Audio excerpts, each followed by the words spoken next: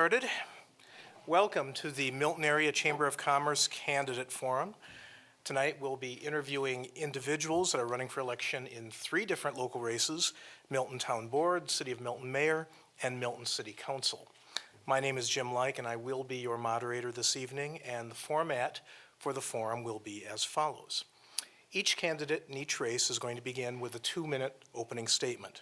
After that, we'll be asking each candidate questions that have been prepared by the members of the Milton Area Chamber of Commerce.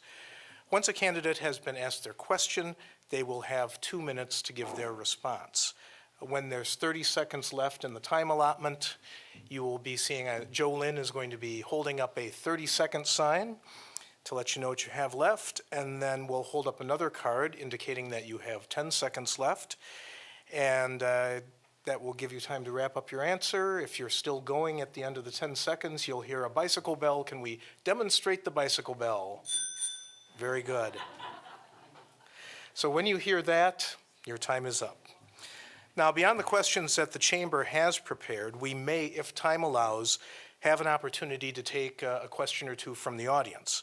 So audience members, if you do have questions, just raise your hand and one of the Chamber volunteers will bring over an index card for you to write your question. Once you've written it, please return it to Mr. Mark Warren over here. And if we stay on time, if we have time and your question is appropriate, we'll try to fit it in. But again, please don't be offended if we don't have time to do so. We're going to begin this evening with our candidates for Milton Town Board, and then after a short break, we'll continue with the mayoral candidates at 7 p.m. and follow that with the Milton City Council at 7:45. So without further ado, I'd like to introduce the Town Board candidates this evening. We actually have 3 candidates running for 2 seats. We have with us Lou Pins, who is a challenger, and Beth Drew, who is an incumbent running for re-election. A third candidate, incumbent John Trainer, was not able to attend this evening.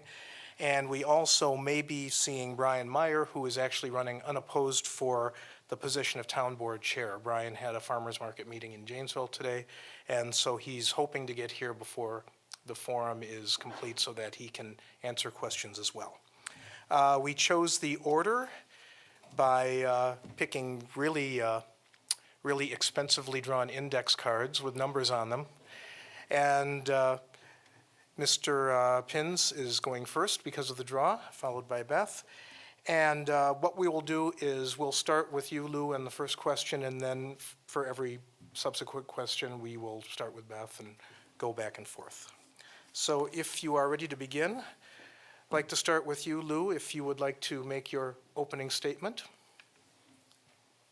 I was asked by a number of constituents in the township if I would be interested in running for town board. I gave it a little bit of thought, and I thought, yeah, because I believe it's important that we participate in our local government, in our state government, and our national government.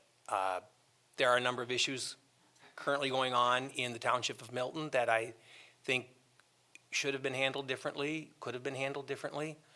And so I'm hoping that I get enough votes to get on the board and make some changes. Thank you very much. Beth, would you like to make your statement?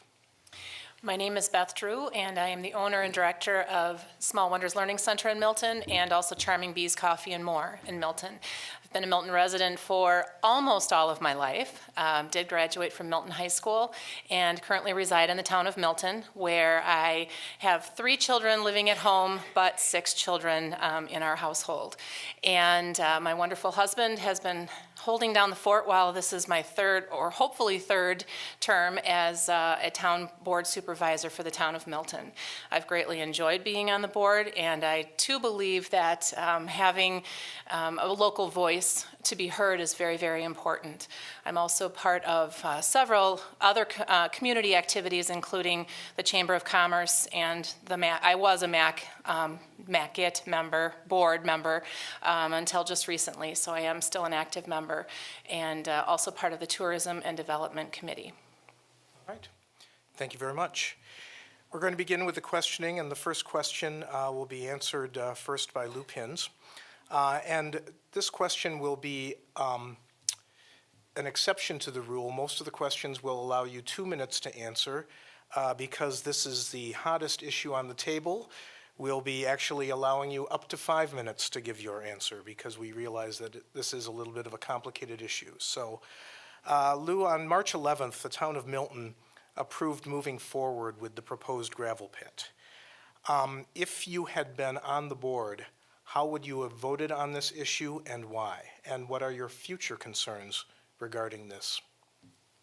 I would have voted no.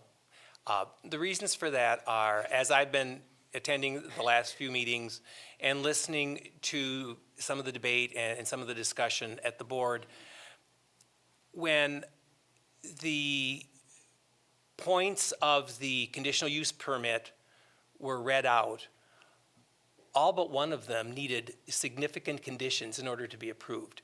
That in itself would have told me that there should have been pause to rethink this entire situation. The second point is, okay, it's near a wetland, it's near a protected, ecological system, and also it would be a radical change in that particular neighborhood for the land use. I mean, the land use there has been agriculture and residential, and this gravel pit would have a significant impact on the residents of that area, and I don't see that it would have any benefit except for a very, very small percentage of people. All right. Thank you very much. Beth, when the motion was approved on March 11th, you were the lone dissenting vote. Could you tell us how you came to the decision to vote against the plan and what your future concerns are?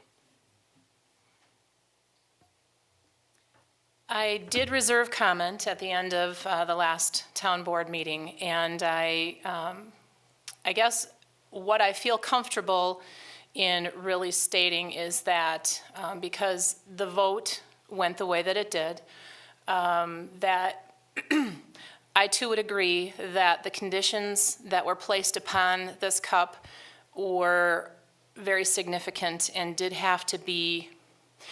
We had to do a lot of shaving to fit a square peg into a round hole. So I'm not going to need 5 minutes to finish my answer, but I would just explain that that is the root of my dissenting vote.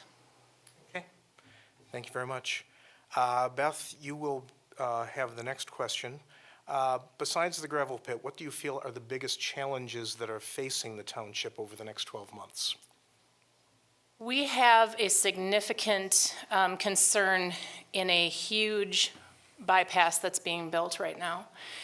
And so in my opinion, I feel that we have a wonderful working relationship with the city at this point in time. And to the majority of the extent, we have a great working relationship with the state. Our roadways are a huge burden to our town in terms of monetary cost. And I feel that one of the largest concerns facing us right now is the bypass in and of itself and what it means to the town residents and to the city and town combined.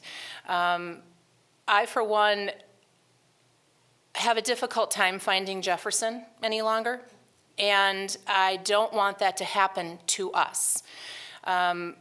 The town does, in some respects, rely upon the city of Milton as well. And if we do not have people shopping in our city, in our town, we're going to have a difficult time. So I've been very actively involved in at committee levels, making sure, especially we're looking at signage.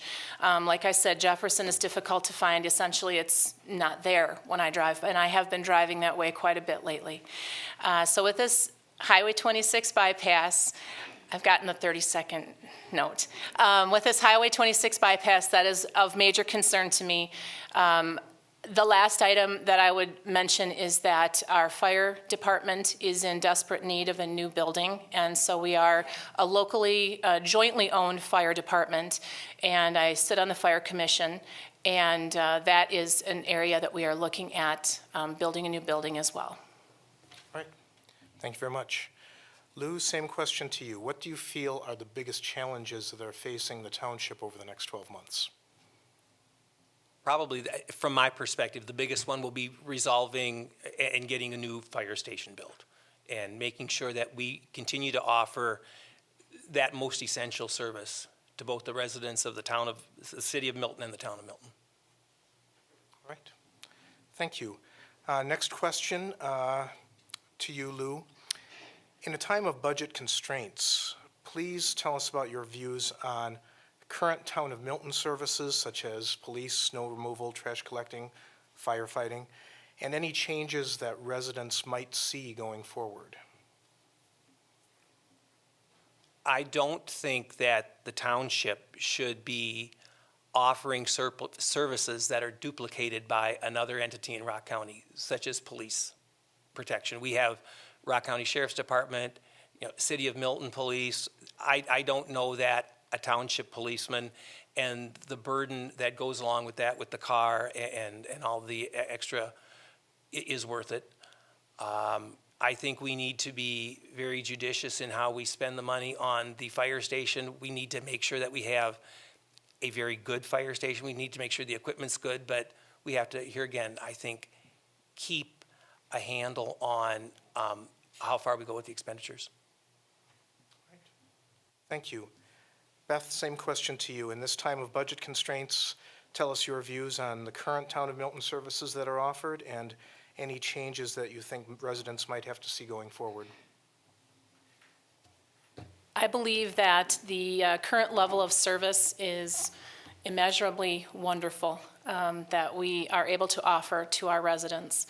And I can see that in our budgeting process that we are somehow able to bleed a tree. I don't quite know how we do it year after year. Very talented people that we have in the positions that we do. In terms of our police protection, I sat on a committee, I think it was about 7 years back. It was prior to me being on the board. And we did a study as to what the cost of our police department was for the town of Milton, and compared that to what services would be provided via Rock County and the Sheriff's Department.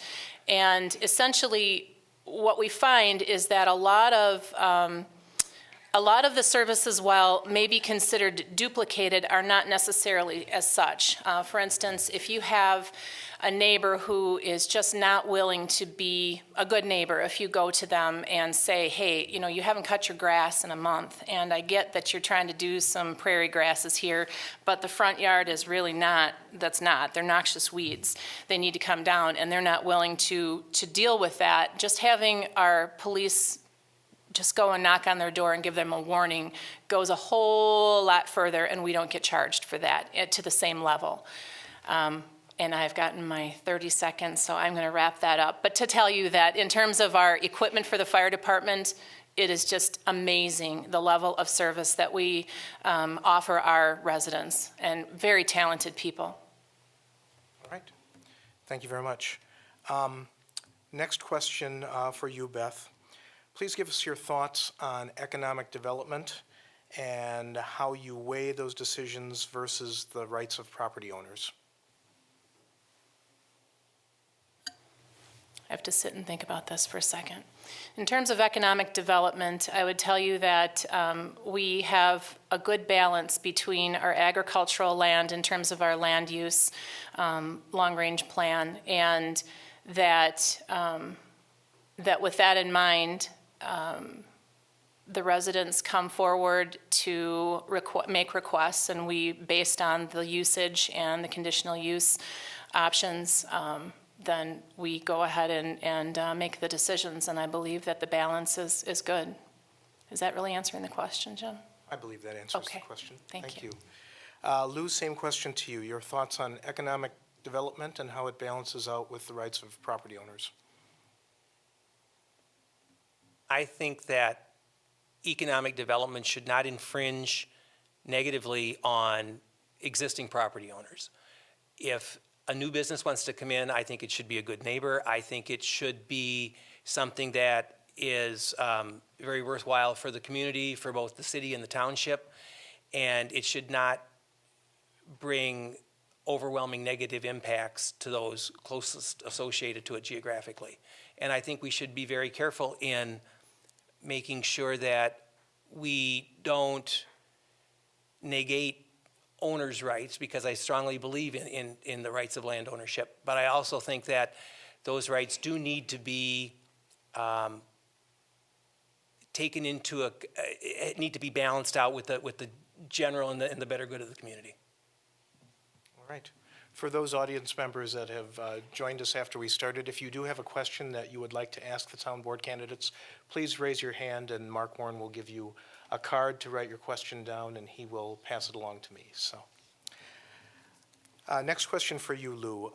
Beth touched on this a little bit earlier in one of her responses, but with the Highway 26 bypass being completed soon, what are some of your suggestions or concerns to avoid the issues associated with traffic flow going around the community, such as, we've discussed with Jefferson?